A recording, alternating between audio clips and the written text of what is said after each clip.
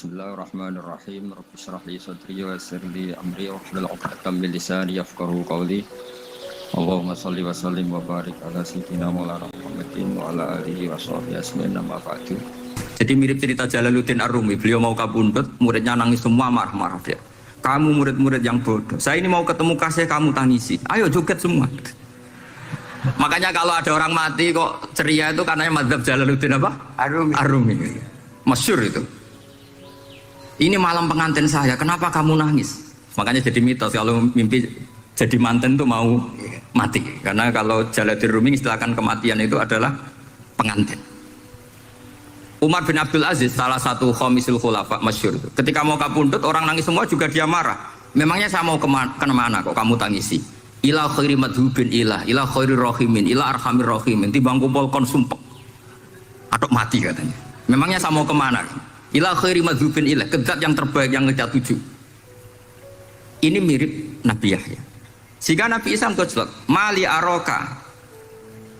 aroka dohikan ka'annaka ta'manu min makrillah. Kamu kok sering senyum, sering guyu, ngakak-ngakak, seakan kan kamu tuh tidak pernah akan kena siksa. Nabi Yahya gantian balas, mali aroka abisan ka'annaka taqnatu min rahmatillah. Lah kamu merengut terus kaya ora ono rahmate pangeran saja. Ini terjadi madzhab antara Abdul Hasan Asyadzili dan Sayyid Abdullah Al-Haddad. Coki COD ada yang baru. COD cek dulu.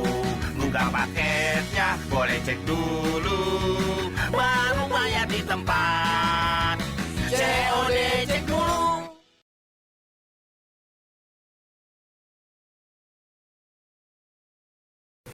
Sayyid Abdullah Al-Haddad juga diikuti banyak kiai.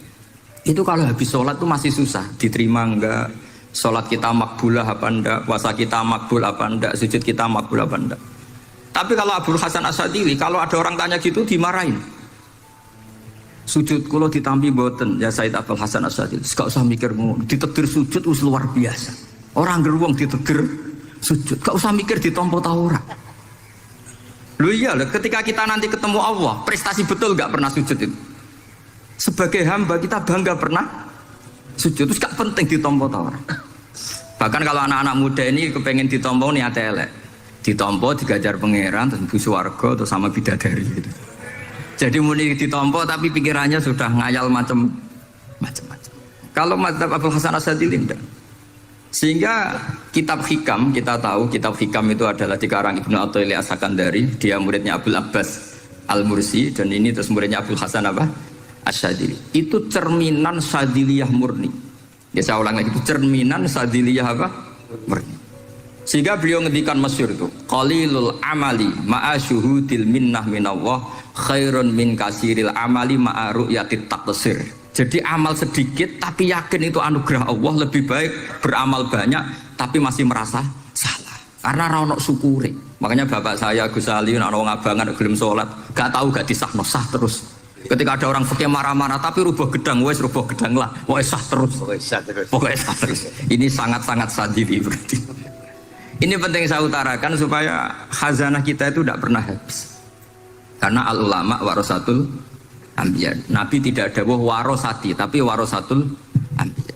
Sehingga semua watak para nabi sebelum Rasulullah Shallallahu Alaihi Wasallam itu semua tercermin pada umatnya Rasulullah Shallallahu Alaihi Wasallam.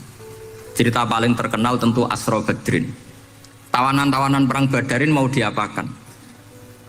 Rasulullah istasyara Abu Bakrin. Terus kata Abu Bakar, itu keluargamu ya Rasulullah. Hum ashiratuka hum aqaribuka. Ya maafkan saja. Terus ditanya Umar, menurut kamu gimana Umar? Itu kan orang-orang yang ngusir engkau ya Rasulullah. Yang dulu ingin membunuh engkau, sekarang ketangkep ya bunuh, kok repot. Apa kata Rasulullah? Masaluka ya Abu Bakrin kamasali Ibrahim isqala faman tabi'ani fa innahu minni wa man asani fa innaka ghafurur rahim. Sing prestasi ya alhamdulillah, sing ora prestasi semoga-moga pangeran akeh sepurane. Sudah gitu ya cara Gus Ali ya sih ngono kok repot. Wa masaluka ya Umar kamasalin nuh isqala rabbil la tadzar alal ardi minal kafirina dayara sudah habisi saja ning donya kok kafir. Tapi anehnya Rasulullah akhudha bi madzhabi Abi Bakar. Nabi mengambil pendapatnya siapa? Abu Bakar. Karena Nabi kena khitab anit tabi millata Ibrahim apa? Hanif. Akhirnya terus keterusan. Akeh kiai NU nak umat salah dibarno nganti ra roh nak salah. Makanya kenangan saya sama Mbah Sal Mahfud karena beliau itu sepupu sama Mbah saya di Israel itu. Kata Mbah Sal gini, "Hak umpama pantas," kata beliau ini, "umpama pantas, pondok-pondok itu tak sertifikat." Kenapa, Mbah? Lah ya akeh kiai gondrong muridnya kalau gondrong kabeh terus kadang rapati salat jare diulang kali jogo. Engko neng kali-kali golek Nabi Khidir gak tau ngaji. Lah ngene ku nak ditakoki afiliasine kok NU gitu. Mau beli mau disertifikat, jadi distandarkan. Pokoknya anggar gak ono takribe ya ora NU gitu. Karena nanti kalau nggak disertifikat ini terus khayal-khayal macam-macam ini rata-rata kan afiliasinya juga ngeklaim NU. Padahal ya itu tadi. Jadi diulang kali Jogo langsung diulang macam-macam. Ini penting saya utarakan karena standarisasi ini penting. Caranya gimana? Kita harus sebanyak mungkin baca khazanah Islam. Makanya Imam Ghazali, kayak apa pinternya Imam Ghazali? Beliau di akhir kitab Ihya ngendikan wa alaika bimudawamati mutalaati kitab khilyatil auliya wa tabaqatil apa? Asfiya. Sehingga kita akan punya khazanah yang luar biasa. Saya punya banyak tentang kearifan ya para ulama-ulama dulu. Di antaranya dulu saya sering diceritani bapak tapi nggak paham, tapi setelah saya ngaji lama-lama paham. Beliau pernah didawi Badul lagi nih, Nur di ana wong salat 2 rakaat, terus syukur akhirnya salat lagi sampai 4 rakaat. Saking syukurnya salat lagi sampai 6 rakaat. Seterusnya sampai 1000 salat. Kita tahu itu Said Ali Zainal Abidin. Jadi dia menambahkan salat itu karena iskon lillah wa syauqan lillah, mahabbatan lillah. Bukan kayak kita, karena ingin sholat 1000 rakaat dibagi sekian menit terus kenanya 2 jam. Jadi kayak kita terawih lah 20 menit, 20 rakaat dibagi sekian kenanya 7 menit. Pentingnya apa? Meskipun kita tidak akan mengalami seperti itu, tapi kita menjadi tahu ketika Rasulullah SAW ngendikan wa qurratu aini fis shalah.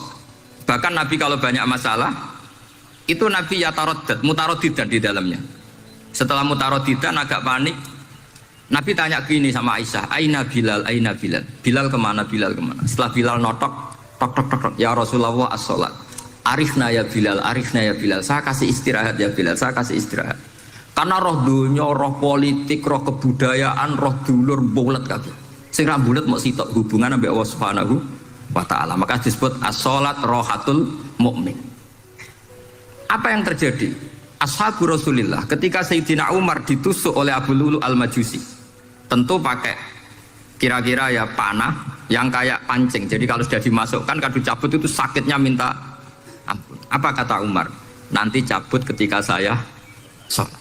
Karena sekali sholat dan setelah itu dicabut nggak terasa. Ya, kalau sholat kita ada nyamuk ya sudah. Ini penting saya ceritakan sampai ada wali ditawarin Allah, silahkan masuk surga, tanya ya Allah di surga ada sholat enggak? Kalau tidak ada sholat enggak lah katanya. Karena dia nggak bisa membayangkan nikmat tanpa sholat. Sehingga penting sekali kekaguman-kekaguman ini. Ketika Sayyidina Umar wafat, di antara yang pertama ditanyakan adalah yang bunuh saya siapa? Itu Hulamul Mughirah, Abu Lulu al-Majusi. Beliau spontan langsung ngendikan gini, Alhamdulillah alladzi ja'ala maniyati biyadi rajulin lam yasjud laka sajdatan tuhajuni biha yaumal qiyamah. Matur nuwun Gusti, saya dibunuh oleh orang yang enggak pernah sujud. Kalau saja dia pernah sujud, saya tidak berani maksudkan dia. Jangan-jangan sujud itu engkau terima kemudian dia min ahlil jannah. Kayak apa pentingnya kenangan sujud? Rasulullah juga pernah ngendikan nanti kalau dunia sudah ruwet, as-sajdatul wahidatu khairun minad dunya wa ma fiha. Satu sujud lebih baik ketimbang dunia seisinya. Karena itu kelayakan kita sebagai hamba. Makanya Abu Hasan Asadili ngendikan sudahlah kafal amilina jazaan an radiyaka laka ahlan, sudah ditegir ngamal sudah harus syukur. Kok mikir ditompo ta ora usah, gak penting. Itu madzhab Abu Hasan apa? Asy'ari. Dan itu ditiru para kiai-kiai kita. Madzhab Said Abdul Haddad juga ditiru kiai-kiai kita. Sehingga sedekah Rasulullah ketika ngendikan al ulama warasatul anbiya. Ini penting saya utarakan karena khazanah kita biar tetap kaya. Makanya masyhur dalam Manaqibul Ghazali kita tahu Imam Ghazali itu orang yang luar biasa, pengarang Ihya. Saya punya banyak karangan beliau, Al-Arba'in Al-Usul Tapi yang paling saya cintai tentu Ihya, kitab Mustasfa, kitab Qawaid Fikih itu, Usulul Fikih itu. Mimana Kibil Ghazali adalah Rasulullah pernah jejer Nabi Musa. Terus Rasulullah ngendikan ulama umati ka'ambiya'i Bani Israel. Terus kata Nabi Musa, yang benar saja, masa ulama kok kapasitasnya kayak Nabi, apapun hebatnya itu nggak mungkin lah kapasitasnya kayak Nabi. Terus kata Rasulullah, ya sudah buktikan saja. Terus dipanggillah Imam Ghazali. Ketika dipanggil, ini katanya Ghazali katanya. Ditanya sama Nabi Musa, siapa namamu? Ana Muhammad bin Muhammad Al-Ghazali At-Tusi Asy-Syafi'i. Mohon jawabnya panjang. Terus kata Nabi Musa, kecangkeman gitu, cara Jawa itu kecangkeman, ditakoki jeneng kok jawabnya kakean. Terus kata Imam Ghazali, ya lumayan saya.